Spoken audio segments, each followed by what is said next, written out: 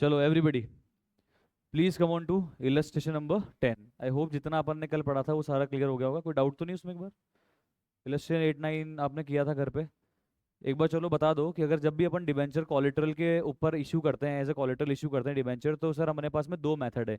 एक मेथड तो क्या है कि जहाँ पे एंट्री नहीं होती है उसकी हम कोई एंट्री पास नहीं करते, बट उसको सिर्फ एक बस बैलेंस शीट में एक नोट्स टू अकाउंट्स में लॉन्ग टर्म बोरोइंग के नोट्स टू अकाउंट्स के नीचे लिख देते हैं कि भैया हम लोगों ने फलाना फलाना डिबेंचर इशू कर रखे हैं as a collateral for this loan, particular loan, ये लिखना होता है बस।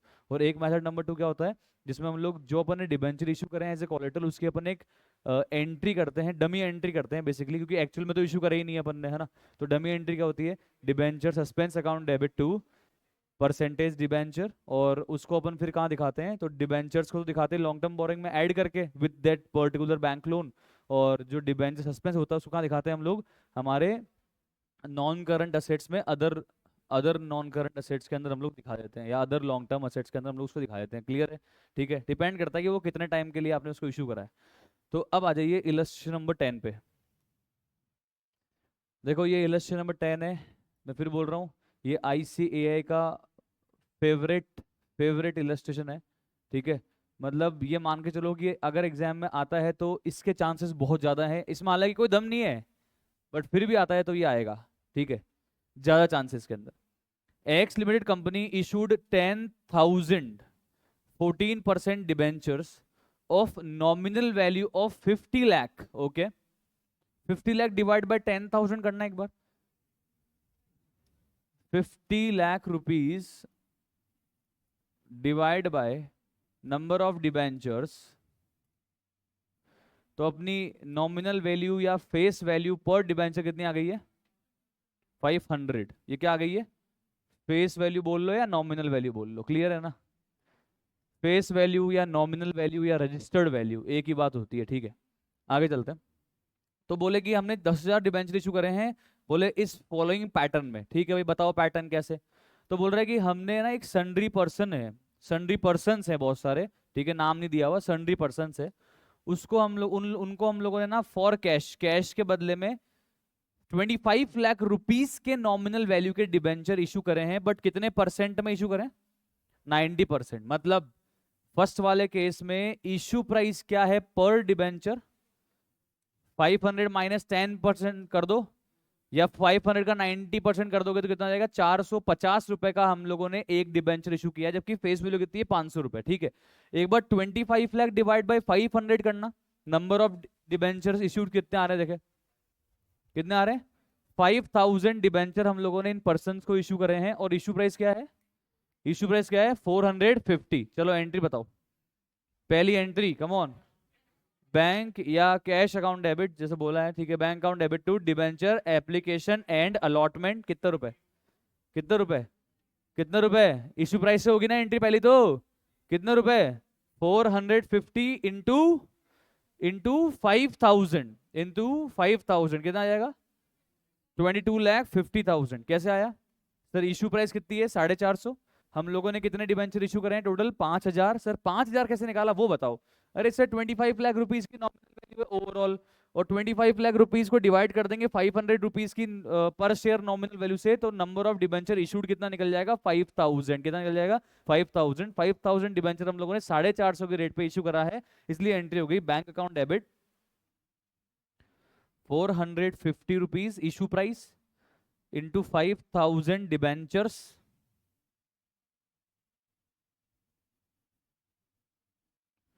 ये 5,000 डिबेंचर्स कैसे आए, तो बोले 25 लाख रुपीस की नॉमिनल वैल्यू के ओवरऑल डिबेंचर हमने इशू करे हैं, एक डिबेंचर की नॉमिनल वैल्यू कितनी है, 500, तो नंबर ऑफ डिबेंचर कितने आ गए, कमॉन 5,000 डिबेंचर, इस टाइप से मैंने 5,000 निकाल लिया है। तो 450 इंटू 5,000 आ गया 22,50,000, बिल्कुल सिंपल, यहाँ तक इजी। नेक्स्ट एंट्री बिना देखे बता दो, कल सिखाया था आपको पूरा बेसिक, और वैसे ही पढ़ा हुआ है आपका, debenture application and allotment account debit 450, discount या loss on issue of debenture 50, और 2 परसेंटेज डिबेंचर 500। हमेशा ध्यान रखना, परसेंटेज डिबेंचर में हमेशा फेस वैल्यू ही क्रेडिट होती है, क्या होती है कमॉन, फेस वैल्यू ही क्रेडिट होती है। तो अगली एंट्री हो गई डिबेंचर एप्लीकेशन अकाउंट डेबिट कितना 450 rupees, discount on issue debenture कितना कम ऑन 50 रुपीज। ऑनलाइन समझ में आ रहा है क्या? इजी एकदम है तो। और 2% डिबेंचर, हेलो यस और नो, समझ में आ रहा है क्या online everybody? Yes sir. Yes sir. 500 rupees clear है। अब अपन क्या हम कर देंगे, 450 को मल्टीप्लाई कर देंगे नंबर ऑफ डिबेंचर से 5000, 50 को मल्टीप्लाई कर देंगे नंबर ऑफ डिबेंचर से 5000, लिख लो ये ब्रैकेट में ब्रेकअप, और 500 को मल्टीप्लाई कर देंगे 5000 डिबेंचर से।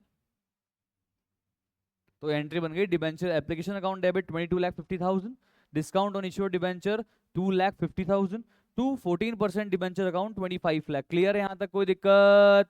ओके। अच्छा एक बात बताओ, जैसे मान लो अपन कोई वेंडर से कोई असेट वगैरह परचेज कर लेते हैं और उस असेट के बदले में हम मान लो हमारे डिबेंचर्स इशू करते हैं, तो नंबर्स ऑफ डिबेंचर इशूड कैसे निकालते थे हम लोग? मतलब जो परचेज कंसिडरेशन होती थी जिस भी वैल्यू में हम लेकर आए असेट को, उसको डिवाइड किससे करते थे, फेस वैल्यू से या इशू प्राइस से? Face value issue price, issue price sure है। नंबर ऑफ शेयर इशूड या नंबर ऑफ डिबेंचर इशूड जब भी हम निकालते हैं तो हम लोग किससे डिवाइड करते हैं, इशू प्राइस से, कि हमने एक शेयर इतने में इशू करा है तो कितने शेयर या कितने डिबेंचर हम लोगों ने इशू करे हैं, वही करते थे। यस और नो? सेम। तो नेक्स्ट पॉइंट पढ़ते हैं। हमने ना एक वेंडर से फिक्स असेट परचेज किया 10 लाख रुपीस का, ये तो बड़ा इजी हो गया, खुद ही बोल रहा है। 10 लाख रुपीस का फिक्स असेट परचेज किया और हमने उस 10 लाख के बदले में कितने नॉमिनल वैल्यू के डिबेंचर इशू कर दिए? कम ऑन, खुद ही बोल दिया कम ऑन, तो इजी हो गया। 12.5 लाख रुपए के डिबेंचर दे दिए और 10 लाख रुपए का असेट लेकर आए। तो दो एंट्री करते हैं, बताना फर्स्ट एंट्री क्या होगी। Fix asset account debit purchase किया है ना, fix asset account debit to vendor. Vendor मतलब कौन होता है? जिससे हम लोगों ने परचेज किया, जिससे कम ऑन हम लोगों ने क्या किया है, परचेज किया है। ठीक है, उसको बोलते हैं वेंडर। मतलब वेंडर मतलब सेलर, जैसे फ्रूट वेंडर, फ्रूट बेचने वाला, उसको वेंडर बोलते हैं। तो वैसे असेट बेचने वाले को यहाँ पे असेट वेंडर बोल रहे हैं। तो एंट्री हो गई fix asset account debit to vendor. कितने रुपए का लिया है? 10 लाख, 10 लाख, सिंपल एकदम easy. Next entry, vendor account debit, vendor account debit कितना, हेलो वेंडर अकाउंट डेबिट कितना? कम ऑन, वेंडर क्रेडिट कितना किया है? 10 लाख। अपन दे कितने रुपए का डिबेंचर रहे हैं? 12,50,000। इसका मतलब हमने ये डिबेंचर उसको डिस्काउंट में दिया है। 10 लाख के बदले में 12.5 लाख का डिबेंचर दे रहे हैं, कम ऑन। तो हमने 12.5 लाख के डिबेंचर 2.5 लाख के डिस्काउंट में दे दिया। तो एंट्री क्या बन गई, vendor account debit 10 lakh rupees, discount on issue debenture 2,50,000 और 14% डिबेंचर 12,50,000। बहुत ही ज्यादा इजी एंट्री, समझ में आया? अरे आया कि नहीं आया? 10 लाख के बदले में 12.5 लाख के डिबेंचर दे दिए। मतलब अपन ने तो अगले को कम में दिया ना, अपन ने तो अगले को कम में दिया ना डिबेंचर। हेलो, कम प्राइस में डिबेंचर दे दिए। 10 लाख ही मांगता, 12.5 लाख के डिबेंचर दे दिए, तो अगले से अपन ने कम ही लिए एक तरह से, है कि नहीं है? तो अपन ने क्या दिया उसको, अगले को डिस्काउंट दिया डिबेंचर के इशू पे, तो हमारा नुकसान हो गया, डिस्काउंट को यहाँ पे डेबिट कर दिया। क्लियर है सर? सिंपल एकदम इजी इलस्ट्रेशन। आगे चलते हैं, बहुत ही ज्यादा इजी। लोन कितने का लिया? 10 लाख। लोन की एंट्री बताओ। लोन की entry, bank account debit to bank loan, bank account debit to bank loan, कितने का? 10 लाख, 10 लाख। अब अपने पास दो ऑप्शन है, या तो जो हमने ये डिबेंचर इशू किए हैं 12.5 लाख रुपए के एज ए कोलेट्रल, उसकी एंट्री हम कर भी सकते हैं और उसकी एंट्री नहीं भी कर सकते। तो एंट्री अगर नहीं कर रहे तो कुछ भी नहीं होगी, और अगर हाँ नोट्स को हम दिखा देंगे। और अगर एंट्री कर रहे हैं, अब हालांकि देखो इसने एंट्रीज ही पूछी है तो अपन मेथड नंबर 2 ही लगाते हैं। अपन तो एंट्री कर देते हैं। बताना क्या एंट्री होगी डिबेंचर इशू करने की? कैश या बैंक आ रहा है क्या? पैसा आ रहा है? पैसा नहीं आ रहा, क्यों सर? हमने तो ऐसे कोलेटरल दिया है कि अगर हम अपना लोन नहीं पे कर पाएंगे तो अगला वाला बंदा क्या बन जाएगा, डिबेंचर का मालिक बन जाएगा। तो अभी तो हम लोग ऐसे कोलेटरल दे रहे हैं तो पैसा तो आने वाला नहीं, सस्पेंस है सर, क्या पता हो जाए क्या पता नहीं हो इशू, इसलिए क्या एंट्री हो जाती है, debenture suspense account debit to 14% debenture. कितने? 12,50,000, 12,50,000। सिंपल। चेक करते हैं। तो पहले तो बैंक लोन की, bank account debit to bank loan, ठीक है। और उसके बाद इसने तो बोला कि भाई कोई एंट्री नहीं करेंगे, मैं तो बोलता हूँ एंट्री करके आना, या दोनों मेथड से करके आ जाना। तो 6 की फर्स्ट एंट्री हो गई bank account debit to bank loan, और 6 की सेकंड एंट्री आप कर लो, कोई प्रॉब्लम नहीं है, बहुत ईजी अपने को आती है। डिबेंचर सस्पेंस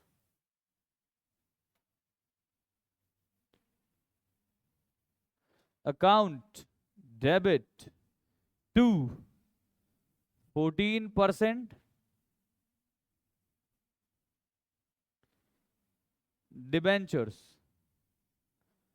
12,50,000, 12,50,000, और अगर एंट्री नहीं करते तो बुक में जैसा नोट लिखा हुआ है वैसा नोट लिख के आ जाते। तो हम तो दोनों मेथड से करके आ जाएंगे भाई, ठीक है। सेकंड एंट्री या तो कर दो, और अगर एंट्री नहीं करनी है तो बस क्या करो, बैलेंस शीट में नोट्स टू अकाउंट्स के अंदर फैक्ट बता दो कि हम लोगों ने एज ए कोलेटरल कुछ डिबेंचर इशू करे हैं, तो वो इन्होंने नोट में लिख दिया है। दोनों पैटर्न समझ में आ गए, क्लियर है? अरे बोलो श्योर एकदम, कोई डाउट इसके अंदर? This is all about illustration number 10। अब आ जाइए सर, बोल रहे सर हम लोग जो डिबेंचर इशू करते हैं ना लॉस पे, मतलब डिस्काउंट पे, या हम लोग मान लो जो प्रीमियम का लॉस होता है, तो लॉस जो होता है उसका ट्रीटमेंट करना क्या है बुक्स में, उसका क्या ट्रीटमेंट करना होता है? तो जो क्या लिखा हुआ है, बोले discount on issued debenture is amortised over a period between the issuance date and redemption date. आज अगर मैंने डिबेंचर इशू करा और 5 साल बाद रिडम्पशन होगा, तो जो आज ये डिस्काउंट का है जो खर्चा आया है, लॉस का जो एक्सपेंस अपना आया है, तो इसको हैंड टू हैंड पेंडल में राइट ऑफ कर दें या अमोर्टाइज करें? तो बोल रहा है अमोर्टाइज करो आप उसको। अमोर्टाइज का मतलब सारा एक साथ पेंडल में राइट ऑफ मत करो, आप टुकड़ों टुकड़ों के अंदर क्या करो, इसको पेंडल में राइट ऑफ करो। तो it should be written off in the following manner depending upon the term of redemption. अगर डिबेंचर लॉन्ग टर्म के लिए है तो द अमाउंट, तो the total amount of discount should be written off equally throughout the life of the debenture. समझना आप, देखो please समझना। जैसे मान लो, बहुत इजी है एग्जाम्पल, हालांकि चलो बुक का ही ले लेते हैं, ज्यादा बेटर रहेगा। ए पॉइंट पढ़ते हैं, उसके बाद इलस्ट्रेशन नंबर 11 पढ़ते हैं, ठीक है। फिर अपन बी पॉइंट पढ़ेंगे, उसके बाद इलस्ट्रेशन नंबर 12 पढ़ेंगे, तो समझ में ज्यादा बेटर आ जाएगा। क्या बोल रहा है, एक बार रीडिंग कर लेते हैं। If the debentures are redeemable, if the debentures are redeemable, if the total debenture, मैं तो बोलता हूं if the total debenture are redeemable after a certain period of time से at the end of 5th year. मतलब अगर मैंने 10 लाख रुपए के डिबेंचर इशू करे आज फॉर एग्जांपल, और 10 के 10 लाख का डिबेंचर का रिडम्पशन सबका मिला के इकट्ठा 5th ईयर के एंड में होगा। कब होगा? 5th ईयर के एंड में। जैसे एक तो होता है कि अपन इंस्टॉलमेंट्स में रिडम्पशन कर देते हैं, जैसे 10 लाख में 2 लाख फर्स्ट ईयर के एंड पे, फिर 2 लाख सेकंड ईयर के एंड पे, फिर 2 लाख तीसरे ईयर के एंड पे, फिर 2 लाख 4th ईयर के एंड पे, फिर 2 लाख 5th ईयर के एंड में। तो टुकड़ों में रिडम्पशन करना, 2 लाख को फर्स्ट ईयर के एंड में पे कर दिया, 2 लाख को सेकंड ईयर में, 2 lakh 3, 2 lakh 4th year, 2 lakh 5th year. और एक होता है कि 10 के 10 लाख का ही कब पेमेंट के इकट्ठा 5th ईयर के एंड में। तो पहला केस कौन सा वाला है? इकट्ठा 10 लाख का रिडम्पशन कब किया? 5th ईयर के एंड में। समझ में आ रहा है? तो मैंने यार रिडम्पशन एकदम लमसम में किया है, रिडम्पशन इन लमसम बोलते हैं। क्या बोलते हैं इसको? रिडम्पशन इन लमसम। क्या बोलते हैं? रिडम्पशन इन लमसम, इकट्ठा। एक होता है रिडम्पशन इन इंस्टॉलमेंट्स। क्या होता है? रिडम्पशन इन इंस्टॉलमेंट, कि टुकड़ों में इंस्टॉलमेंट रिडम्पशन करना। रिडम्पशन का मतलब क्या होता है? रीपेमेंट। क्या होता है कमॉन? रीपेमेंट। तो या तो पूरे 10 लाख का रीपेमेंट मैं 5th ईयर के एंड पे करूंगा, या 10 लाख में से कुछ कुछ मैं इंस्टॉलमेंट्स में रिडम्पशन रीपेमेंट करता रहूंगा। और फर्स्ट केस में कौन सा पढ़ रहे हैं? 10 लाख पूरा का पूरा इकट्ठा 5th ईयर के एंड में रिडीम हो रहा है, रीपे हो रहा है। ठीक है, समझ में आ गया? क्लियर है? तो ये क्या बोल रहा है, अगर ऐसा होता है तो जितना भी डिस्काउंट का यहाँ पे अभी डेबिट आपने किया डिस्काउंट को, तो उसको आप है ना equally throughout the life of debenture को क्या कर दो? राइट ऑफ कर दो। Main advantage of this method क्या है? तो सर ये जो बर्डन होता है डिस्काउंट का, वो एक ही साल में P&L में नहीं जा रहा, वो स्प्रेड हो गया। एक तो है कि मैं पूरा डिस्काउंट के लॉस को इकट्ठा फर्स्ट ईयर के P&L में ले जाऊं, और एक होता है डिस्काउंट के यहाँ पे जो मुझे डिस्काउंट की वजह से जो लॉस हुआ है उसको मैं क्या करूं? 5 सालों में टुकड़े टुकड़े के अंदर P&L में ले जाऊं। जैसे मान लो 2 लाख रुपीज का डिस्काउंट दिया मैंने, समझना आप, तो एक तो 2 लाख का डिस्काउंट फर्स्ट ईयर के P&L में एक साथ इकट्ठा ले जाऊं, और एक 2 लाख के डिस्काउंट को डिवाइड बाय 5, 40,000 40,000 40,000 40,000 40,000 5 सालों के अंदर P&L में लेके जाऊं। समझ में आ रहा है? तो ये बोल रहा है कि क्या करने का यहाँ पे? अमोर्टाइज करो, उसको इकट्ठा मत लेके जाओ, स्ट्रेट लाइन मेथड में बांट दो। जैसे नंबर ऑफ ईयर जो भी है डिवाइड बाय 5 कर दिया, 6 कर दिया, 7 कर दिया, 4 कर दिया, भी नंबर ऑफ डिबेंचर के लिए डिबेंचर इशू करा है आपने, 5 करके इकट्ठा P&L में ना ले जाके टुकड़ों में P&L में लेके जाओ। समझ में आ रहा है कि क्या बोल रहा है? क्या सिखा रहा है अपने को? डिस्काउंट की एंट्री नहीं सिखा रहा, एंट्री सीख चुके हैं। तो बोला जो डिस्काउंट आया है ना उसको P&L में कैसे लेके जाना है, उसको P&L में राइट ऑफ कैसे करना है, इकट्ठा करना है, टुकड़ों में करना है, टुकड़ों में करना है तो कैसे करना है। उसके लिए आपको ये देखना पड़ेगा कि डिबेंचर इकट्ठे रिडीम होने वाले हैं या डिबेंचर इंस्टॉलमेंट में रिडीम होने वाले हैं। तो अभी अपन फर्स्ट केस पढ़ रहे हैं जहां पे डिबेंचर इकट्ठा 5th ईयर के एंड में रिडीम होने वाला है। तो हम यहाँ पे क्या बोल रहे हैं कि सर डिबेंचर के इशू के टाइम पे जो डिस्काउंट मेरा यहाँ पे डेबिट हुआ है उसको भी आप स्ट्रेट लाइन मेथड फॉलो करके टुकड़ों के अंदर रिडीम्शन को P&L में लेके जाओगे। तो यहाँ पे चलते हैं सर एक बार इलस्ट्रेशन नंबर 11 पे। तो पॉइंट नंबर जो ए पढ़ा है इससे रिलेटेड इलस्ट्रेशन नंबर 11 है, इसको पढ़ते हैं। बड़ा ही इजी इलस्ट्रेशन है, चेक करते हैं। HDC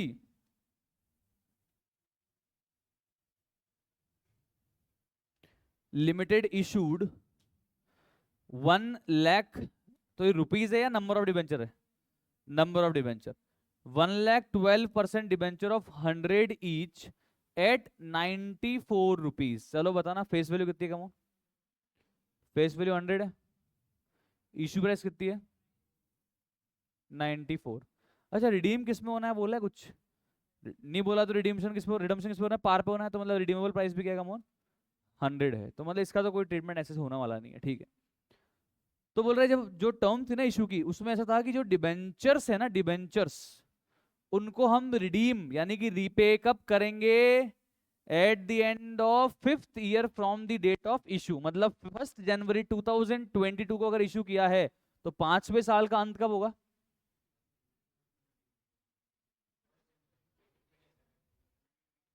फर्स्ट जैन 2027 बोल लो या 31 दिसंबर 2026 बोल लो, 5 साल लेना है। 22 पूरा, 23 पूरा, 24 पूरा, 25 पूरा और 26 पूरा, ठीक है, 5 साल है, ओके। चलो पहले तो इशू की एंट्री बताना मेरे को। अरे सिंपल है, bank account debit to debenture application and allotment. कितने रुपए? 94 कैसा है? 100 का है ना मैडम, कितना आएगा?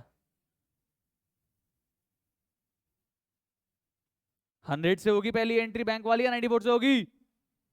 अरे बोलो ना मैम। 94 से होगी ना सर, पैसे तो 94 ही आए हैं ना, मतलब मैंने बोला बोलो ना मैम, वो ऑर्डर मत दे। अरे तू मैम है क्या? तो पहली एंट्री क्या होगी? Bank account debit to debenture application and allotment 94 94। अगली एंट्री बताना। Debenture application and allotment account debit 94, discount on issue of debenture account debit 6, 2% debenture 100। ये मैंने एक डिबेंचर की इशू की एंट्री करी है। ओवरऑल 1 लाख से करना है तो 1 लाख से मल्टीप्लाई कर देंगे, क्लियर है? अरे बोलो। ओके। तो ये बोल रहा है कि भाई बताओ ये डिबेंचर पे जो हमने इशू के टाइम पे जो डिस्काउंट दिया, इस डिस्काउंट को आप कैसे लेके जाओगे P&L में? बताया था ना अभी ऊपर, कैसे लेके जाओगे? ये डिस्काउंट कितना आया? चलो तो देखो पहले मैं एंट्री करवाता हूँ आपको ना। फर्स्ट एंट्री आपने मेरे को बोली bank account debit to debenture application and allotment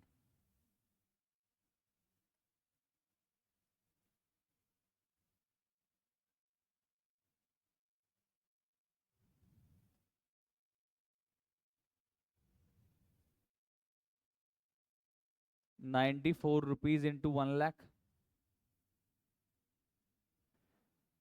94 lakh.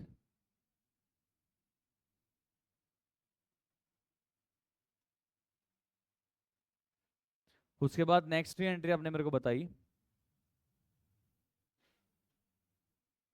Debenture application and allotment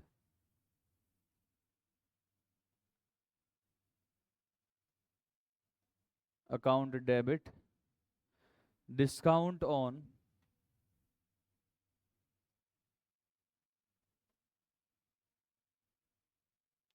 issue of debenture account debit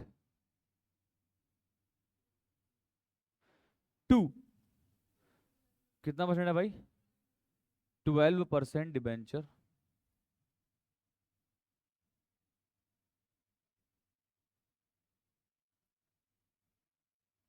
debenture application and allotment में तो वही 94 इंटू 1 लाख, तो 94 लाख। डिस्काउंट में कितना आया था? 6 इंटू 1 लाख, तो 6 लाख। और 12% डिबेंचर में कितना कम 1 करोड़। अब सर ये 6 लाख रुपीस का जो डिस्काउंट ऑन इश्यू डिबेंचर आया है, ये जो एक्सपेंस है, तो क्या ये सारा का सारा 6 लाख रुपए का डिस्काउंट ऑन इश्यू डिबेंचर का लॉस क्या 2022 के पेंडल में ही डाल देंगे क्या? कैलेंडर ईयर है मान लो यहाँ पे, तो 2022 के पेंडल में सारा डाल देंगे क्या? बोलो।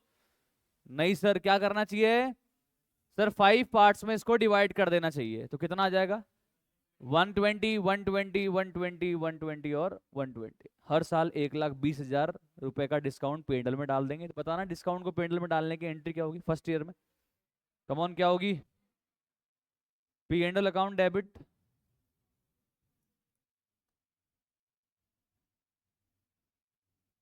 तो डिस्काउंट ऑन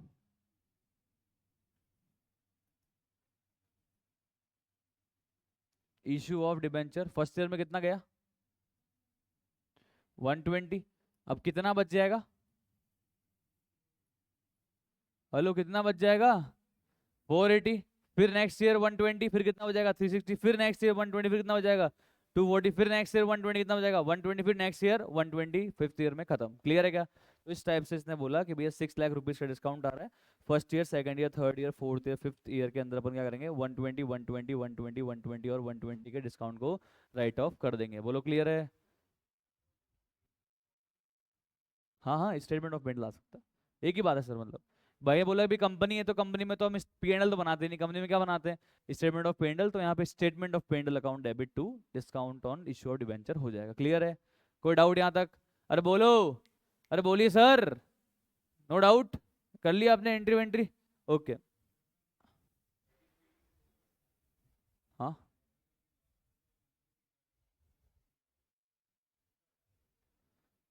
लॉस आता है तो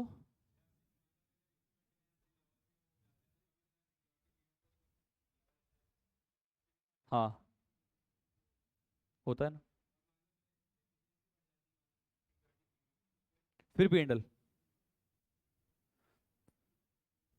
अब नेक्स्ट पॉइंट पढ़ते हैं सर, बी पॉइंट। ये थोड़ा सा अच्छा पार्ट है, हालांकि एग्जाम में तो आता नहीं है, बट फिर भी ये थोड़ा बेटर है, ए से बेटर भी है। If the debentures are redeemable at different dates, the total amount of discount should be written off in the ratio of benefits derived from debenture loan in any particular year. So basically we have to apply the sum of years digit method. This method is suitable when debentures are redeemable by unequal installment. The accounting entries would be, वो तो हमको आता है, P&L account debit to discount on issued debenture, वो तो हमको आता है। अब क्या बोल रहा है ये बी पॉइंट में, क्या बोलना चाहता है ना, तो आप एक काम करिए, इसको आप दिखाइए सर, मतलब इसको आप देखिए इलस्ट्रेशन नंबर 12 पढ़ के। एचडीसी लिमिटेड ने क्या करा? 2 लाख डिबेंचर्स इशू करे। प्लीज समझना, इजी है, बहुत इजी है। 2 लाख डिबेंचर अपन ने इशू करे, 12% वाले। फेस वैल्यू क्या है एक की? बोले 10 है। इशू प्राइस क्या है? कम ऑन, 9.40 है। ठीक है, तो इशू की एंट्री तो अपने को पता है, bank account debit to debenture application allotment 9.4 और नेक्स्ट एंट्री हो जाएगी debenture application allotment account debit 9.4, discount on issue debenture account debit 0.6, 2% debenture 10 rupees. Simple है, ये तो अपन कर लेंगे, इसमें कोई दिक्कत नहीं। कुल मिलाकर मुझे पता है कि पर डिबेंचर मैंने कितना डिस्काउंट दिया है, 0.60 रुपीज का डिस्काउंट दिया है, यही कहानी है। तो बताना ओवरऑल डिस्काउंट कितना बना मेरे वैसे? 2 लाख इंटू 0.60, बताना कितने का डिस्काउंट बन रहा है? Total discount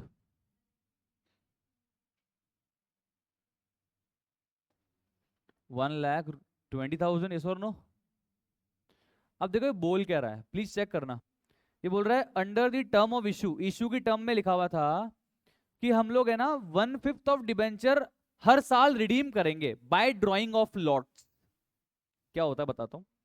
the first redemption, पहला रिडम्पशन कब होगा? 31 दिसंबर 2022, फिर अगला वही 31 दिसंबर 23, फिर 24, फिर 25, फिर 26, इस तरीके से रिडम्पशन हो जाएगा। अब समझने क्या कह रहा है, ड्राइंग ऑफ लॉट क्या होता है, प्लीज समझना। देखो सर, होता क्या है, ये है ना सारा एक साथ रिडीम करना नहीं चाहते। इन्होंने बोला कि अगर हम आज 1 जनवरी को 2 लाख डिबेंचर हमने इशू किए हैं अगर, तो हम इस 2 लाख में से 31 दिसंबर 2022 को 1/5 बताना कितना रहा? 40,000 डिबेंचर तो हम 31 दिसंबर 22 को रिडीम कर देंगे। फिर 31 दिसंबर 23 को हम 40,000 रिडीम कर देंगे। मतलब यहाँ पे इकट्ठा नहीं कर रहे, हर साल के एंड पे 40,000 40,000, फिर 40,000,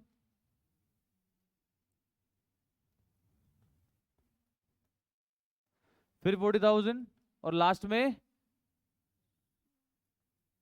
31 दिसंबर 26 40,000।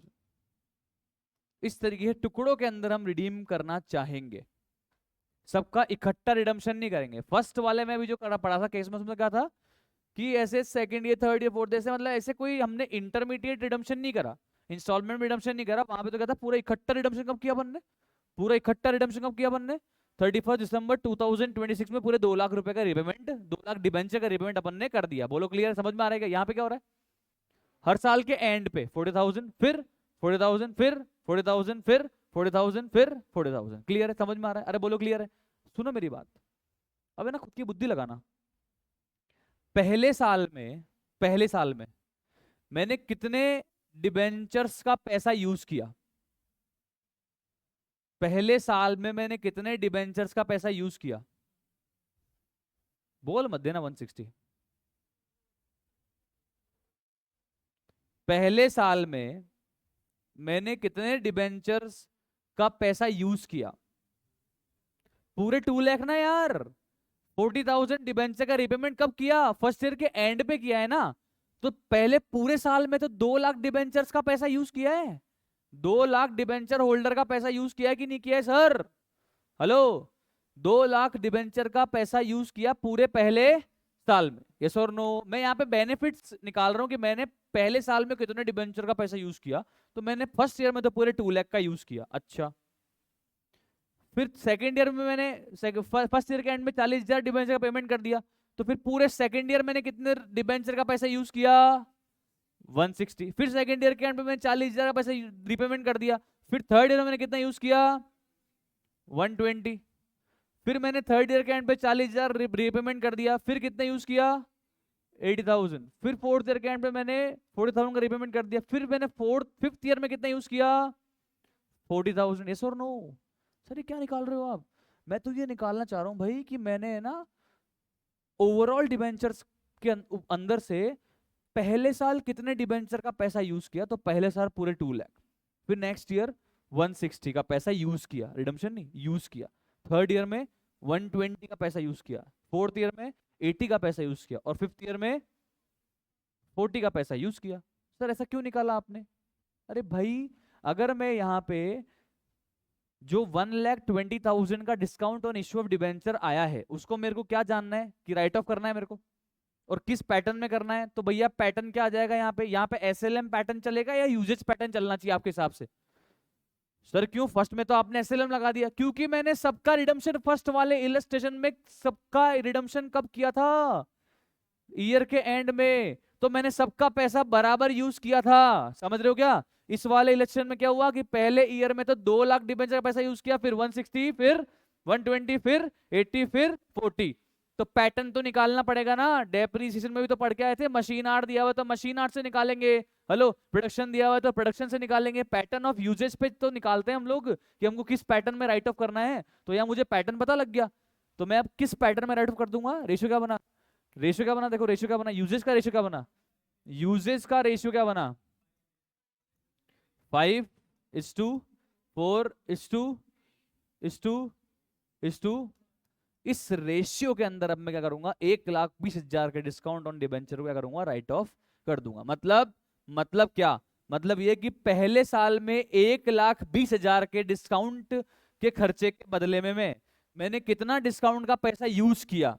तो मैंने 1,20,000 रुपीज का डिस्काउंट था ओवरऑल, इंटू 5 डिवाइड बाय 15 कितना आ रहा है बताओ?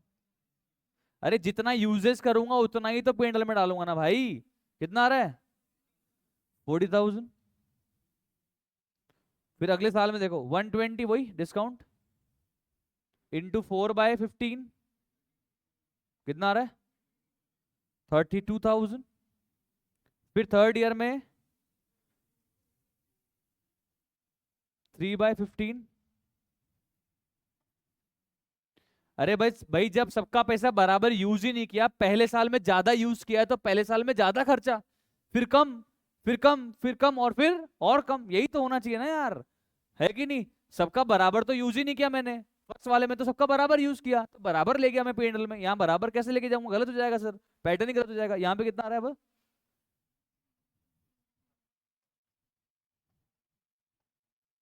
16, और लास्ट में 8000। कुछ आया कि नहीं आया, अरे बोलो आया क्या। यहाँ पे अपन ने कौन सा पैटर्न पिक किया, पैटर्न ऑफ यूजेज, कितना पैसा कब यूज किया। तो पूरे पैसे का पांचवा हिस्सा फर्स्ट ईयर में यूज किया, फिर चौथा हिस्सा सेकंड ईयर में, फिर थर्ड हिस्सा, फिर सेकंड हिस्सा, फिर फर्स्ट हिस्सा कब यूज किया, लास्ट ईयर में। क्लियर है। और उस पैटर्न में अपन ने क्या करा, पैटर्न ऑफ कंजम्पशन में अपन ने क्या करा, यहाँ पे P&L को उस पैटर्न के अंदर डिस्काउंट और इश्यू डिबेंचर को P&L में लेके चले गए। समझ में आ रहा है, लॉजिकली सही लग रहा है, गलत लग रहा है आपको, सही है ना भाई, बराबर तो है ही नहीं यार, तो बराबर कैसे लेके जाएंगे यार, है कि नहीं है। तो हमने क्या करा, पैटर्न बना दिया। अरे वेट देते ना, वेट ज्यादा कहाँ यूज किया, ज्यादा फर्स्ट ईयर में यूज किया तो ज्यादा फर्स्ट ईयर में P&L में, सेकंड ईयर में वही कम किया तो सेकंड ईयर में कम, फिर थर्ड ईयर में कम, फिर फोर्थ ईयर में कम, और फिर फिफ्थ ईयर में सबसे कम। यस और नो, समझ में आया, क्लियर है, पक्की बात। ये कब लगाना है, कब लगाना है ये,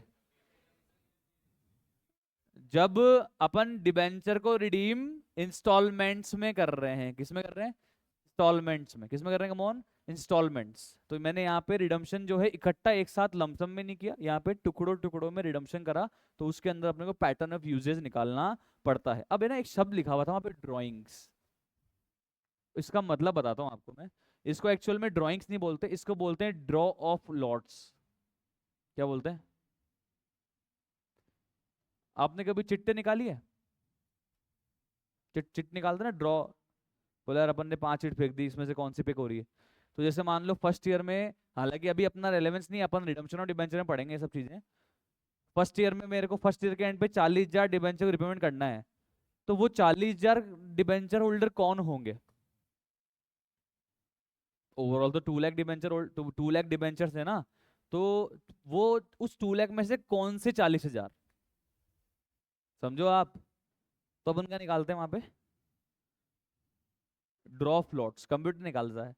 बोले भैया इसको दे दो पहले, तो उसको पहले दे दिया फर्स्ट ईयर के एंड में, फिर बोले सेकंड ईयर में इनको दे दो, सेकंड ईयर में उनको दे दिया, फिर थर्ड ईयर, फिर फोर्थ ईयर, फिर फिफ्थ ईयर। समझ में आ रहा है। तो बोले सर ये तो नुकसान है ना, फिफ्थ ईयर में इसको मिल रहा है उसको नुकसान है ना। अरे नुकसान क्या है, ब्याज मिल रहा है ना, नुकसान कैसे है कि नहीं है। जिसको सबसे लास्ट में पेमेंट मिल रहा है उसको सबसे ज्यादा ब्याज मिल रहा है, जिसको सबसे पहले मिल रहा है उसको कम ब्याज मिल रहा है। समझ में आ रहा है क्या यार, जो लंबे समय तक पैसा लगाता है उसको ज्यादा ब्याज मिलता है, जो कम समय तक लगाता है उसको कम ब्याज मिलता है। तो मैंने आपको बताया मीनिंग, जो ड्राइंग लिखा हुआ था उसका मीनिंग मैंने आपको समझाया, हालांकि उसका अभी यहाँ पे कोई रिलेवेंस नहीं है। क्लियर है, समझ में आ गया, क्लियर एकदम, समझ में आया, श्योर एकदम, ओके। तो देखिए 40, 32, 24, 16, 8, 120 डिबेंचर आउटस्टैंडिंग बिफोर रिडम्पशन। अपन ने 2 लाख नंबर्स ऑफ डिबेंचर लेके करा, इन्होंने नॉमिनल वैल्यू को लेके कर लिया। अपन ने क्या बोला, अपन ने क्या बोला भाई, पहले साल अपन ने कितने डिबेंचर का पैसा यूज किया, 2 लाख, इन्होंने बोला नॉमिनल वैल्यू कितनी है, 20 लाख। अपन ने बोला सेकंड ईयर में अपन ने कितने डिबेंचर का पैसा यूज किया, 160, इन्होंने क्या बोला 16 लाख। तो वही पैटर्न, तो पहले साल में आपने 20 लाख रुपए का यूज किया, फिर सेकंड ईयर में आपने 16 लाख का यूज किया, क्योंकि फर्स्ट ईयर के एंड पे 4 लाख दे चुके, सेकंड ईयर के एंड पे 4 लाख देने के बाद थर्ड ईयर में कितना यूज किया, 12 लाख, थर्ड ईयर के एंड में 4 लाख देने के बाद फोर्थ ईयर में कितना यूज किया, 8 लाख, 8 लाख फोर्थ ईयर के एंड में 4 लाख देने के बाद फिफ्थ ईयर में कितना यूज किया, 4 लाख। तो यूजेज निकल गया, पैटर्न निकल गया, तो रेशियो निकल गया, और बेनिफिट डिराइव 5:4:3:2:1। और इस रेशियो के अंदर अपन ने 1,20,000 डिस्काउंट के एक्सपेंस को राइट ऑफ कर दिया। आई होप यहाँ तक एक एक चीज क्लियर होगी, समझ में आ गया, कोई डाउट तो नहीं है, एग्जाम में आएगा भी नहीं। चले आगे, आ जाए तो किस्मत है, मतलब ऐसे क्वेश्चन आ जाए तो मतलब क्या ही है इसमें। Illustration number 13। अब इस इलस्ट्रेशन नंबर 13 में है ना, अपने को यहाँ पे इंटरेस्ट ऑन डिबेंचर्स की भी ये एंट्री करवाएगा। करवा ले भाई, कोई नहीं, डरता कौन है, करवा ले, क्या हो गया, सिंपल है। तो देखो भाई, सबसे पहले जब इंटरेस्ट को ड्यू करना पड़ता है, हम क्या करना पड़ता है, ड्यू डेट पे इंटरेस्ट होता है, ड्यू क्या होता है, ड्यू। देखो दो शब्द होते हैं, एक तो होता है एक्रू और एक होता है ड्यू। दोनों शब्द में डिफरेंस होता है, कौन बताएगा, who will tell me the difference between two words, accrue and due, accrue and due, बोलेगी, बता।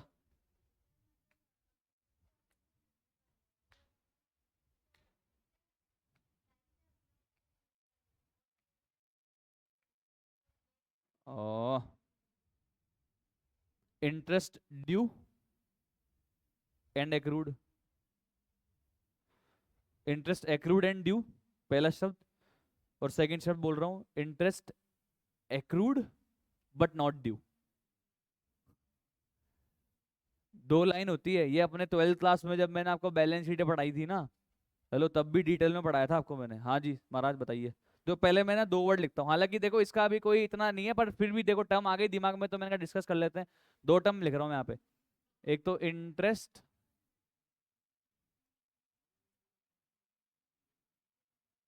एक्रूड एंड ड्यू, और एक लिख रहा हूँ interest accrued but not due. मैं फिर बोल रहा हूँ दोनों होती लायबिलिटी है, दोनों होगी लायबिलिटी, पर दोनों में फर्क क्या है? जैसे मैंने डिबेंचर इशू कर रखे हैं, तो एक तो उस डिबेंचर पे इंटरेस्ट एक्रू भी हो गया और ड्यू भी हो गया, और सेकंड केस में उस डिबेंचर पे इंटरेस्ट एक्रू भी हो गया बट ड्यू नहीं हुआ। हाँ सर, भाई बताए एग्जांपल, बता भाई।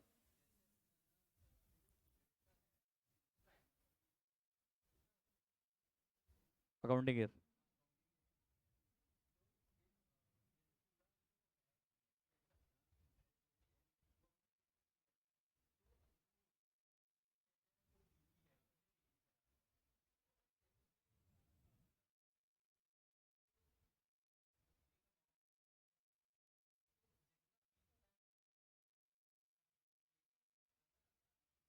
समझ गया मैं भावना, समझ गया भाई की।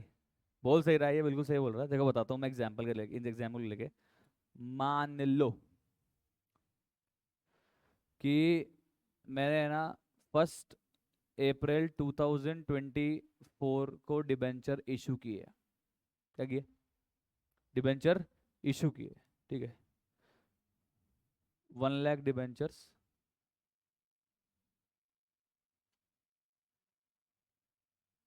Eight the rate 10% interest, par पे करें हम, ठीक है, पार पे करें मान लो आप।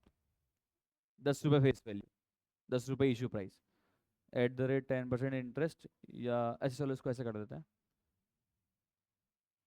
या लगाया था मैं इसको, ये लो, ये लो 10% debentures at the rate 10 rupees each, ठीक है, क्लियर। अब है ना, मैंने आपको बोला क्वेश्चन में, आपको बोला होगा कि है ना कि डिबेंचर पे इंटरेस्ट जो है वो हाफ ईयरली देंगे हम। तो पहला जो इंटरेस्ट ड्यू होगा वो तो होगा 30 सितंबर को, इंटरेस्ट की ड्यू डेट है।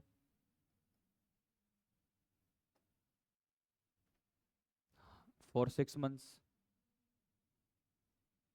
और दूसरा जो होगा वही इंटरेस्ट की ड्यू डेट है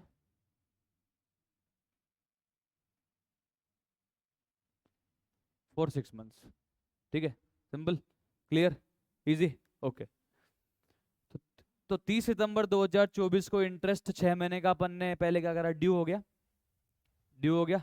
एक्रू तो हुआ ही, वो 6 महीने मैंने पैसा यूज किया तो 6 महीने का इंटरेस्ट मेरे पे चढ़ गया, और 6 महीने का इंटरेस्ट ड्यू भी कब हो गया? 30 सितंबर 2024 को वो इंटरेस्ट ड्यू भी हो गया। एक्रू का मतलब फायदा ले लिया, ड्यू का मतलब ड्यू डेट आ गई, देना पड़ेगा। फायदा ले लिया 6 महीने का, और ड्यू डेट आ गई तो 6 महीने का देना भी पड़ेगा। तो मैंने क्या करा, 6 महीने का यहाँ पे इंटरेस्ट दे दिया। फिर 31 मार्च 2025 को अगले 6 महीने का इंटरेस्ट का फायदा मैंने ले भी लिया, ब्याज का फायदा लिया ना, पैसे कम पैसे यूज करे मैंने, और उसको और ड्यू भी हो गया, और मैंने दिया नहीं।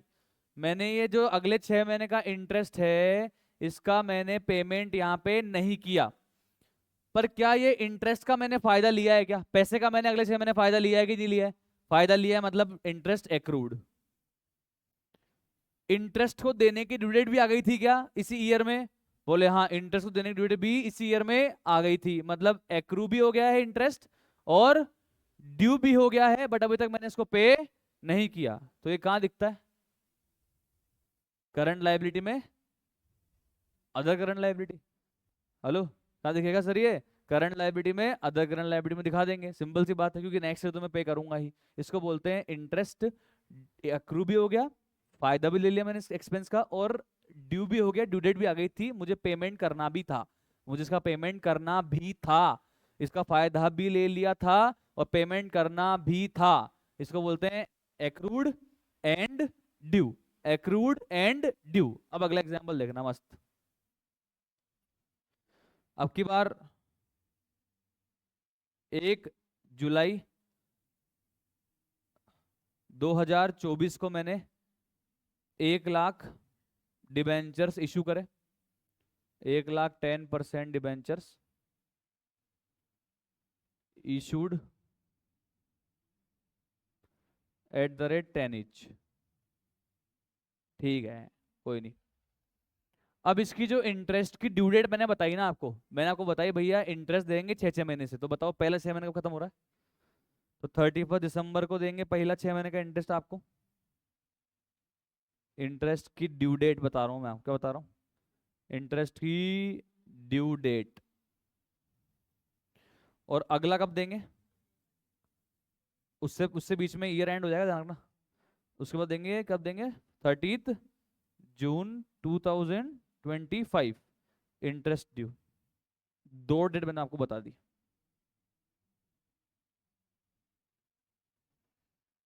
अब ये 1 जुलाई से लेके 31 दिसंबर तक का 6 महीने का ब्याज चढ़ा, तो मैंने ब्याज का फायदा भी ले लिया, ड्यू डेट भी आ गई और मैंने इसका पेमेंट भी कर दिया। मैंने इसका पेमेंट भी कर दिया, तो ये कोई लायबिलिटी है? पे कर दिया ना, क्या लायबिलिटी है? अब देखना 31 मार्च से 31 दिसंबर से, अब ईयर एंड कब हो रहा है? 31 मार्च 2025। कितने महीने का ब्याज चढ़ गया? 3 महीने। ठीक है, 3 मंथ्स का इंटरेस्ट का फायदा ले लिया मैंने। पैसे का यूज कर रहा है 3 महीने, फायदा ले लिया, मतलब ये इंटरेस्ट एक्रू तो हो गया। पर इंटरेस्ट को पे करने की तारीख आ गई क्या? तारीख आ गई क्या? तारीख कब आएगी?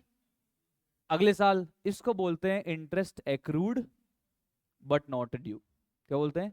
Interest accrued but not due. समझ में आया क्या? तो है तो मेरी ये भी क्या, लायबिलिटी, और ऊपर इंटरेस्ट एक्रूड एंड ड्यू भी क्या था, मेरी लायबिलिटी। अगर मैंने पे नहीं करा तो, अगर मैंने पे नहीं करा तो ये भी लायबिलिटी है, ये भी लायबिलिटी है, पर दोनों में फर्क बता दिया मैंने आपको। समझ में आया क्या?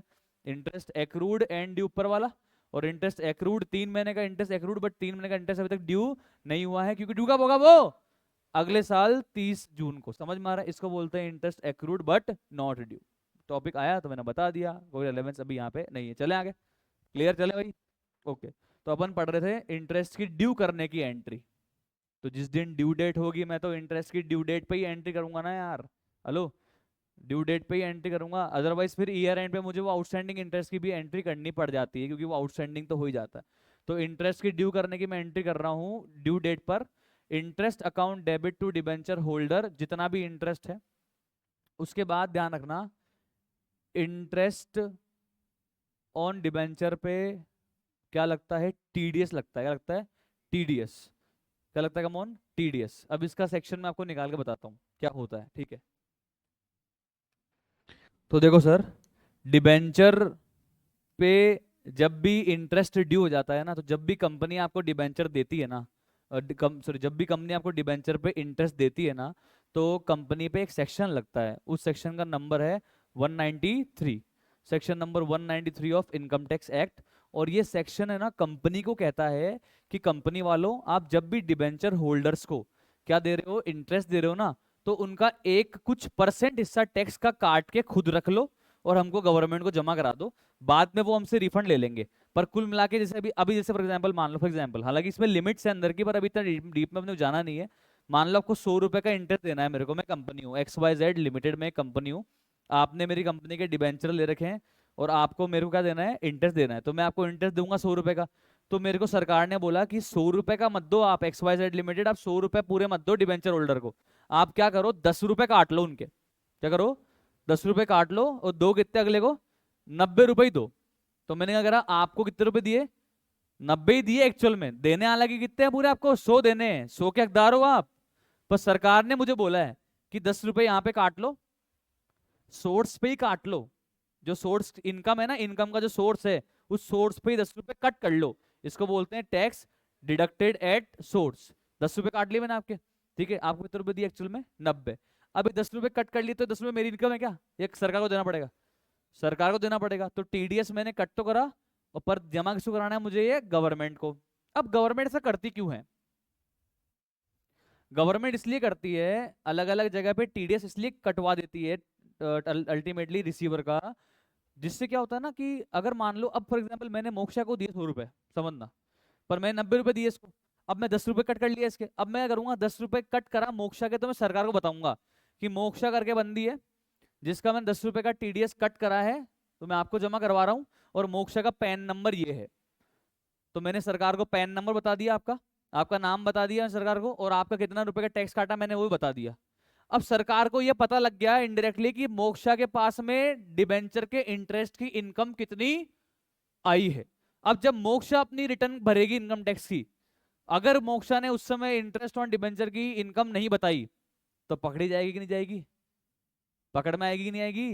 कैसे पकड़ में आएगी? सरकार को पता है मैंने टीडीएस काट के अगर इसको पेमेंट किया है, मतलब पेमेंट किया है, इसको इनकम हुई है, बात खत्म। तो सरकार बोलेगी भाई तुमने, तुम्हारी इनकम है तो कहाँ तुमने दिखाई तो नहीं, इस पे टैक्स दो भाई। अगर टैक्स बनता है तो टैक्स दो, नहीं बनता है तो जो 10 रुपए हमने काटे थे ना आपके, वो रिफंड लेके जाओ। पर आप बताओ तो सही है इनकम आपकी है कि नहीं है, डिस्क्लोज तो करो। समझ में आ रहा है नहीं आ रहा? जैसे मेरे में बताता हूँ, सरकार को हर चीज पता है भाई, हर चीज पता है। मेरे कितने बैंक अकाउंट है, मेरे बैंक अकाउंट में कितना इंटरेस्ट आ रहा है, ठीक है, सब पता है। चाहे उस पर टीडीएस कट रहा है चाहे नहीं कर रहा है, सरकार को सब मालूम है। आधार कार्ड लिंक कर लिया, पैन कार्ड लिंक कर लिया, मतलब आप अपनी इनकम छुपाओगे कैसे? कैसे चोरी करोगे भाई? सरकार ने हर तरफ नकेल कसी हुई है। अभी मैं रिटर्न भर के आया था, क्योंकि लास्ट डेट आपको पता है 31 जुलाई होती है इंडिविजुअल एचयूएफ की, जो ऑडिट ऑडिट नहीं करवाते हैं, जिन पे टैक्स ऑडिट नहीं होती है ना, उनकी 31 जुलाई होती है लास्ट डेट इनकम टैक्स की रिटर्न भरने की। रिटर्न का मतलब होता है कि हम सरकार को पिछले साल में कमाई हुई इनकम की जानकारी देते हैं, और उस जानकारी के साथ साथ में अगर टैक्स बन रहा होता है तो टैक्स भी देते हैं। समझ में आ रहा है? इसको बोलते हैं इनकम टैक्स रिटर्न। क्या बोलते हैं? Income tax return. रिटर्न का कट कर दूंगा, आई कट दिस। तो for making interest due, so entry would be debenture interest account debit to debenture holder, due कर देंगे। फिर मैंने क्या बताया आपको, अगर 100 रुपीज का डिबेंचर इंटरेस्ट बन रहा है, तो गवर्नमेंट ऑफ इंडिया क्या बोलेगी कि 10 रुपए एक बार आप सोर्स पे कट कर लो, तो एज ए कंपनी 10 रुपीज मैं आपको कम पे करूंगा, ठीक है। तो नेक्स्ट एंट्री क्या हो जाएगी? डिबेंचर होल्डर अकाउंट डेबिट, तो मैं आपको 100 रुपए मैंने ड्यू करा, तो 100 रुपए से डेबिट करूंगा मैं यहाँ पे आपको, क्योंकि वो पैसा जो मैं आपका कट कर रहा हूँ वो अल्टीमेटली है आपका ही, बट मैंने गवर्नमेंट को एक बार 10 रुपए दे दिए, और आपको कितने रुपए दिए कमोन? एक बार 90 रुपए। तो एक बार मैंने 10 रुपए कट कर लिए एक बार आपके, तो टीडीएस पेबल मेरी लाइबिलिटी है। अब जब ये टीडीएस पेबल मैं गवर्नमेंट को जमा करवा दूंगा, तो क्या एंट्री हो जाएगी? TDS payable account debit to bank. Clear है क्या सर? अरे बोलिए, समझ आया क्या? क्लियर?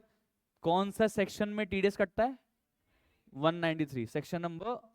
हालांकि नहीं काम का है अभी आपके, बट फिर भी पता हो जाए तो क्या नुकसान है, क्योंकि ये तो आप इवेंचुअली आप पढ़ने वाले हो ना आपके आगे की स्टेज में।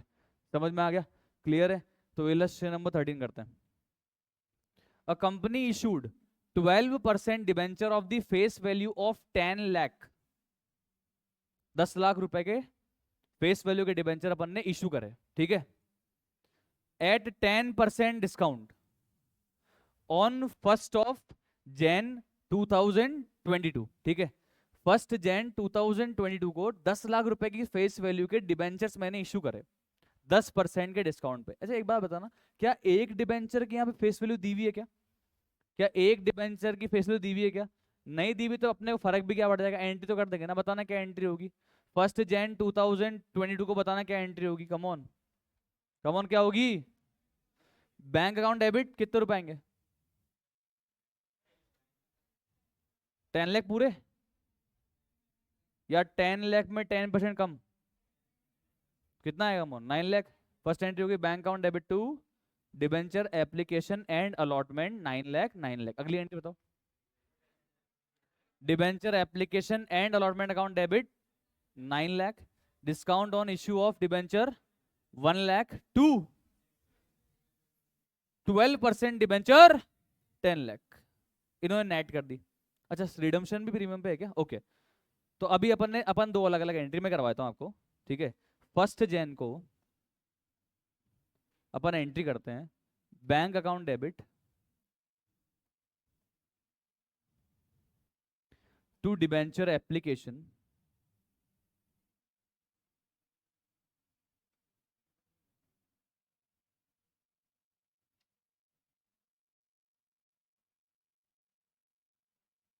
9 लाख कर लो सर, कर लो, कॉपी में यही करना है। ये फर्स्ट एंट्री हो जाएगी 1 दिसंबर को ना, ये मैं कट कर रहा हूँ। सेकेंड एंट्री बताना सर। अब पहले तो जो मैंने बोली वही एंट्री करेंगे, फिर उसमें रिडम्पशन वाला पार्ट जोड़ देंगे। तो यहाँ पे आ जाएगा debenture application and allotment account debit 9 lakh. अब loss on issue debenture debit होना चाहिए, है ना? तो loss on issue debenture debit होगा, पर कितना? एक बार के लिए तो कितना, 1 लाख ही। कम ऑन, एक बार के लिए तो 1 लाख ही ना, मतलब इश्यू की वजह से डिस्काउंट कितना देना पड़ा? 1 लाख। तो एक बार तो 1 लाख ही, तो मैं ब्रैकेट में लिख रहा हूँ, बाहर नहीं निकल रहा, ठीक है। 2, कितना परसेंट डिबेंचर? 12% डिबेंचर, कितना है कम ऑन? 10 लाख। ठीक है, यहां तक कोई प्रॉब्लम? अब देखो, इसने क्वेश्चन ने बोला कि रिडम्पशन जो है ना दोस्तों, वो हमें करना है 5% के प्रीमियम पे। अब 5% किसका जोड़ोगे आप? 10 लाख का। 10 लाख का 5% इज 50,000। तो उसको भी लॉस में डेबिट करोगे, क्योंकि रिडम्पशन पे एक्स्ट्रा देना पड़ेगा, तो है तो इश्यू की वजह से नुकसान, तो ऊपर डेबिट भी करना पड़ेगा 50,000 को, और एक्स्ट्रा देना पड़ेगा, तो लाइबिलिटी भी क्रिएट करनी पड़ेगी 50,000 की। तो loss on issue of debenture 1 lakh तो था ही डिस्काउंट की वजह से, और 50,000 और आ जाएगा। कमोन, तो कितना हो गया ये? 1,50,000। और ये जो 50,000 रुपए एक्स्ट्रा देना पड़ेगा, ये लाइबिलिटी भी तो है। तो टू प्रीमियम ऑन, लिख लो सर, ये एंट्री लिख लो।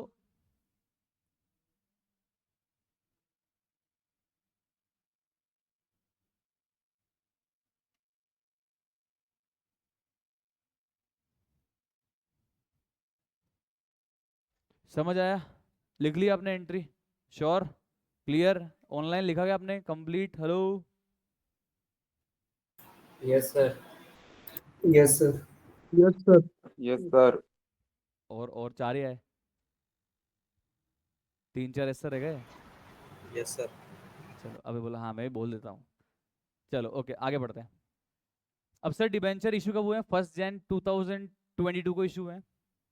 Debenture interest after deducting tax at source, TDS. मैंने बताया था आपको रेट बता दी मैंने, फिक्स रेट है 10%। 10% का टीडीएस काटना है हमारे को, ठीक है।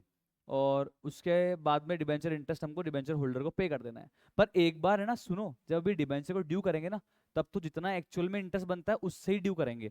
पर जब अपन पेमेंट वाली एंट्री करेंगे ना, तब जरूर टीडीएस पेबल में 10% का अमाउंट डाल देंगे। समझ में आ रहा है? एक बार चेक करना मेरे साथ साथ, इजीली समझ में आ जाएगा। तो 30 जून को 6 महीने का अपने को ब्याज देना है हमारे डिबेंचर होल्डर को। बताना भाई, इंटरेस्ट हम लोग इशू प्राइस पे देते हैं या फेस वैल्यू पे? इंटरेस्ट इशू प्राइस पे देते हैं या फेस वैल्यू पे? इंटरेस्ट 9 लाख पे देंगे 6 महीने का, या 10 लाख पे? 10 लाख पे 6 मंथ्स का 10%, 12% से बताना कितना हुआ? 10 लाख पे 6 मंथ्स का 12% से कितना हुआ? 60,000। एंट्री बताना क्या होगी? डिबेंचर इंटरेस्ट अकाउंट डेबिट, नहीं गलत है, गलत है, अपन इसको ऐसे नहीं करेंगे।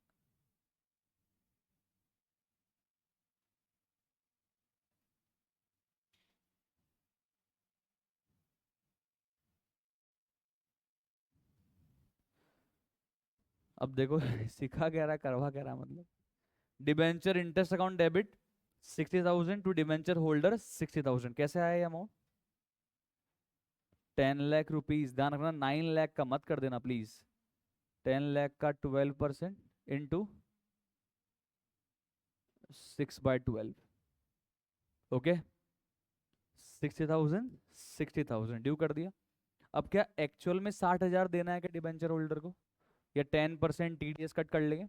10% टीडीएस कट, हालांकि हकदार 60,000 का है वो, पर 10% टीडीएस कट कर लेंगे। तो देखो एंट्री क्या होगी यहाँ पे, एंट्री क्या होगी प्लीज ढंग से चेक करना, ढंग से चेक करना। तो देखो मैंने पहली एंट्री कौन सी करी, ये कर ली बैंक वाली। सेकंड कर ली मैंने अलॉटमेंट वाली, मतलब ट्रांसफर करने वाली एंट्री। उसके बाद थर्ड एंट्री हो गई डिबेंचर इंटरेस्ट की ड्यू वाली। अब मैं फोर्थ एंट्री कर रहा हूँ यहाँ पे। फोर्थ एंट्री हो रही है डिबेंचर होल्डर अकाउंट डेबिट तो पूरा 60,000 ही कर रहा हूं मैं यहाँ पे एक बार।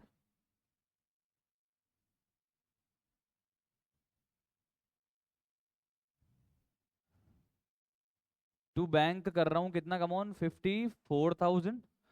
और बाकी जो कट कर रहा हूं उसको मैं कहाँ क्रेडिट कर रहा हूं, टू टीडीएस पेएबल। आप जो बुक में करी हुई वो कर दोगे तो गलत नहीं है रे, पर एक पैटर्न तो फिक्स रखें, फिर कंफ्यूजन होती है। समझ आया क्या? Interest account debit to debenture holder 60,60, debenture holder account debit 60,000 to TDS payable 6,000 to bank 54,000। ये 6,000 कैसे आया? 60,000 का 10% जो टीडीएस कट करना है वो आ गया। क्लियर है सर? इजी। अब अगली एंट्री में एक और कर रहा हूँ, इन्होंने तो यहाँ पे 4 है, पांचवी एंट्री एक और होगी मेरे अब यहाँ पे। बताना पांचवी एंट्री क्या होगी? पांचवी एंट्री होगी, मैं यहाँ पे इसको घुसा रहा हूँ यहाँ पे साइड में, TDS payable account debit to bank. कितने रुपए की एंट्री होगी? 6,000 6,000। मैंने ये अलग से एंट्री कर दी, पांचवी एंट्री। समझ तो पा रहे हो ना आप लोग? क्लियर है एकदम? श्योर? श्योर एकदम? आगे देखो, छठी एंट्री। अब वापस से ईयर एंड पे, अब वापस से इसको अलग अलग करो यार, ठीक है। छठी एंट्री हो जाएगी, debenture interest account debit 60,000 to debenture holder 60,000। फिर अगली entry, debenture holder account debit तो कितना पूरा 60,000 टू टीडीएस पेएबल 6,000 और टू बैंक 54,000। वही सेम रिपीट कर रहे हैं एंट्रीज। और फिर एक और 8th एंट्री कौन सी? TDS payable account debit to bank 6,000 6,000। और फिर 9वीं एंट्री अपन तो एक साथ इकट्ठी कर देंगे, आप अलग अलग करना चाहो अलग अलग कर लो। एक तो डिबेंचर इंटरेस्ट भी डेबिट किया था उसको पीएनएल में ट्रांसफर करेंगे, एक जो हमारे डिस्काउंट को हमने डेबिट किया उसको भी पीएनएल में राइट ऑफ कर देंगे। बोलो क्लियर है क्या? अरे बोलो भाई क्लियर। सर देखो डिस्काउंट कितने का डेबिट हुआ था, 1.5 लाख रुपए का लॉस डेबिट हुआ था ना फर्स्ट एंट्री में। फर्स्ट एंट्री में तो इन्होंने बोला है कि भैया मैं इसको इंटू 1/5 लेके जा रहा हूँ पीएनएल में, तो 30,000 पीएनएल में डाल दिया, बाकी बचा हुआ 1/20 अपने बैलेंस शीट में दिख जाएगा अदर करंट असेट्स के अंदर, या नॉन करंट असेट्स के अंदर दिख जाएगा आपको, अदर नॉन करंट असेट्स के अंदर। क्लियर है? बोलो समझ में आया? क्लियर? श्योर एकदम? चले आगे। This is all about illustration number 13।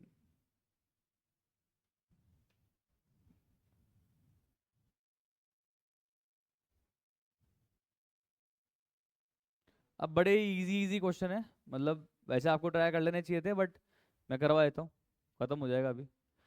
Country craft limited issued 1,08% debentures of 100 each at a premium of 5%, payable fully on application and redeemable eight a premium of 10। सुनो भाई बताओ, इधर देखो बात मत करो, फेस वैल्यू बताओ कितनी है, कम ऑन फेस वैल्यू कितनी है? 100। लिखो लिखो इसको, लिखो लिखो लिखा करो भाई। इशू प्राइस कितनी है? Issue price 105। और रिडीमेबल प्राइस कितनी है? 110। क्लियर? क्लियर है ना सर? चलो बताओ इशू की एंट्री बताओ। पहली entry bank account debit to debenture application and allotment कितने रुपए से होगी? कितने रुपए से होगी? 105। Clear? Bank account debit to debenture application and allotment 105। कितने नंबर और डिबेंचर दिए हुए थे? 1 लाख। कितना आ जाएगा? कितना आ जाएगा मोन? क्या? 1 crore 5 lakh. To debenture application भी 1 crore 5 lakh. Okay next entry, debenture application and allotment account debit 105। पहले एक बार इश्यू कर लेते हैं ना। 2% डिबेंचर 100 और 2 सिक्योरिटीज प्रीमियम 5। अभी तक कंप्लीट नहीं हुई है एंट्री। अब जो 10 रुपए एक्स्ट्रा देना है ना, वो लॉस में डेबिट होगा और नीचे प्रीमियम में भी क्रेडिट होगा। तो ओवरऑल एंट्री क्या बनी देखो, debenture application and allotment 105, loss on issue of debenture 10, 2% debenture 100, 2 securities premium 5 और 2 premium on redemption of debenture 10। Clear है क्या सर? देखो 105 लिख लेना, ये लिख लेना भाई। 10, 5 सिक्योरिटी प्रीमियम में, 100 डिबेंचर्स में और 10 प्रीमियम में। और मल्टीप्लाई किससे कर देंगे? वही 1 लाख से।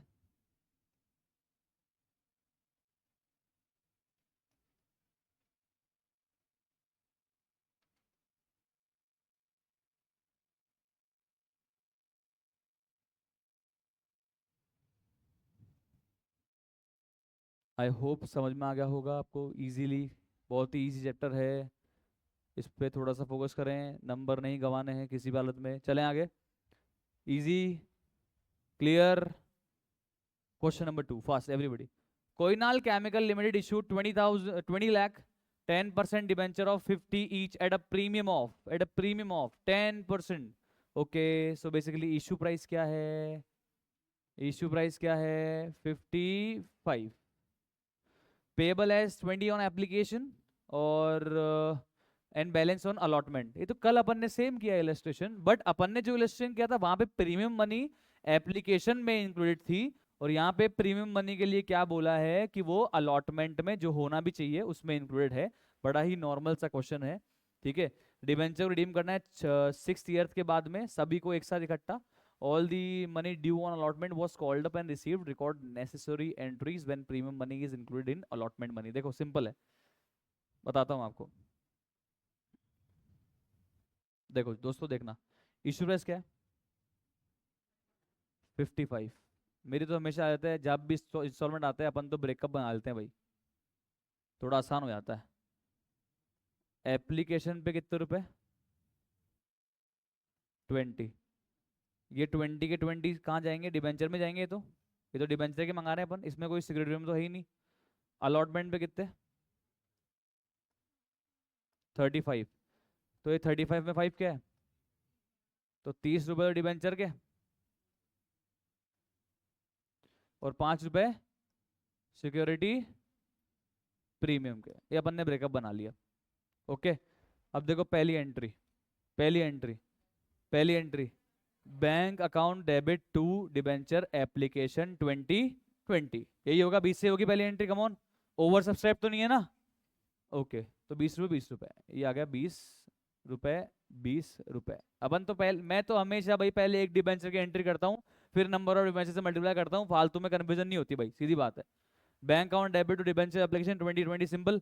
नेक्स्ट एंट्री, जब अलॉटमेंट हो जाएगा तो debenture application account debit to percent debenture 2020, और on the date of allotment अपन एक और पैसा मंगाएंगे। क्या एंट्री होगी मंगाने की? अब बताओ। हाँ जी, हेलो, अलॉटमेंट की एंट्री बताइए। हाँ बताओ ma'am. Debenture allotment account debit कितना? मैम देखो ना, ये देखो, इस लिखा हुआ है, सब लिखा हुआ है। कितना? हाँ, और कोई? हाँ तो बताओ ना एंट्री, आप बोलो। वापिस ले लो, चलो एक और चांस ले लो। डिबेंचर अलॉटमेंट अकाउंट डेबिट कितना? 35 to percentage debenture 32, premium on redemption of debenture या सिक्योरिटी प्रीमियम? जो एक्स्ट्रा आता है वो तो कहाँ जाता है? सिक्योरिटी प्रीमियम में। तो इन्होंने सही बोली। डिबेंचर अलॉटमेंट अकाउंट डेबिट तो अपना 35 टू 10% डिबेंचर 30 और टू सिक्योरिटीज प्रीमियम 5। यहां तक कोई डाउट? अरे बोलो, मंगाए कितने अलॉटमेंट के? 35, तो पूरे आ भी गए 35। तो नेक्स्ट एंट्री हो जाएगी bank account debit 35 to debenture allotment 35। अब सभी अमाउंट को इससे मल्टीप्लाई कर देंगे। बताना नंबर ऑफ डिबेंचर कितने थे? 20 लाख। तो 20 इंटू 20 लाख,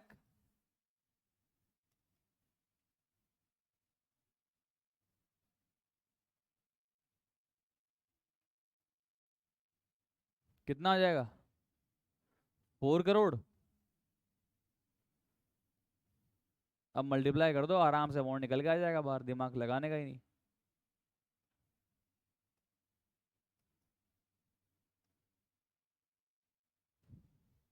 $35 × 20 लाख, 30 × 20 लाख, और 5 × 20 लाख, और फिर ये लास्ट में अपना पैसा आ जाएगा। सिंपल, कोई प्रॉब्लम तो नहीं है, कोई डाउट? इजी, बिल्कुल इजी। चलो, जिस दिन आप एग्जाम दे के आओ ना, सेम डे से, सॉरी पहले आपका अकाउंट्स तो पहले ही है, वरना जैसे मान लो अगर अकाउंट्स का पेपर सेकंड और थर्ड नंबर पे होता, होता नहीं है, फर्स्ट पेपर ही होता है, होता तो अपन क्या करते हैं उस दिन सबसे,